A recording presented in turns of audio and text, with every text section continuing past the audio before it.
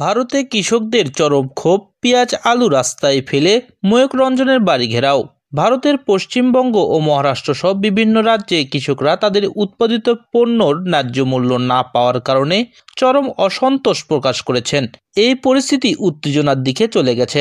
ভারতের কৃষকরা অভিযোগ করছেন, তারা পেঁয়াজ ও আলু মাত্র 2.5 থেকে 3 টাকা কেজি দামে বিক্রি করতে বাধ্য হচ্ছেন, যার ফলে তাদের উৎপাদনের খরচও উঠছে না। এই পরিস্থিতিতে কৃষকরা রাস্তায় পেঁয়াজ ও আলু ফেলে প্রতিবাদ জানাচ্ছেন। সম্প্রতি ভারতের পশ্চিমবঙ্গ সরকার 2 ডিসেম্বর থেকে দিনাজপুরে হিলি স্থলবন্দর দিয়ে বাংলাদেশে আলু রপ্তানি বন্ধ করে দিয়েছে, কারণ রাজ্যের অভ্যন্তরীণ সংকটে পণ্যের দাম বৃদ্ধি পেয়েছে। ভারতের কৃষকরা এই সিদ্ধান্তের পর অভিযোগ করেছেন, তারা উৎপাদিত পেঁয়াজ ও আলুর ন্যায্য দাম পাচ্ছেন না এবং এভাবেই তাদের জীবন দুর্বিষহ হয়ে উঠেছে। এই উত্তেজনার পেছনে মিডিয়ার একটি বড় ভূমিকা রয়েছে।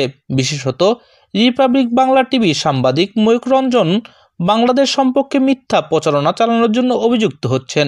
তিনি দাবি করেছেন, বাংলাদেশে বিশৃঙ্খলা চলছে এবং ভারতীয় পণ্য আমদানি বন্ধ হলে বাংলাদেশে খাদ্য সংকট দেখা দেবে। কৃষকরা এ ধরনের ভুল তথ্য ছড়ানোর জন্য ময়ূক রঞ্জনকে দায়ী করেছেন এবং তার বাড়ি ঘেরাও করে তার সামনে পেঁয়াজ ও আলু ফেলে বিক্ষোভ প্রদর্শন করছেন।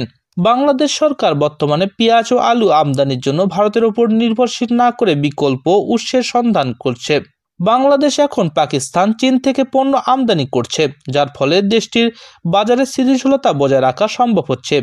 এদিকে ভারতীয় কৃষকদের মতে ময়ূক রঞ্জনের মিথ্যা প্রচারণার কারণে দুই দেশের মধ্যে ব্যবসায়িক সম্পর্ক খারাপ হয়েছে এবং রপ্তানি বন্ধ হয়ে গেছে।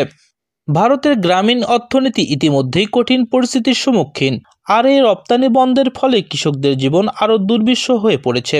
কিছু কৃষক পণ্য বিক্রি করতে না পেরে আত্মহত্যার দিকে ধাবিত হচ্ছেন, এমন খবরও পাওয়া যাচ্ছে।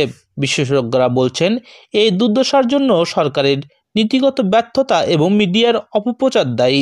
এই সংকটের মধ্যেও বাংলাদেশ কিছুটা স্বস্তিতে রয়েছে, কারণ তারা বিকল্প উৎস থেকে পণ্য আমদানির ব্যবস্থা করছে এবং এর ফলে তাদের বাজারে স্থিতিশীলতা বজায় রাখা সম্ভব হয়েছে।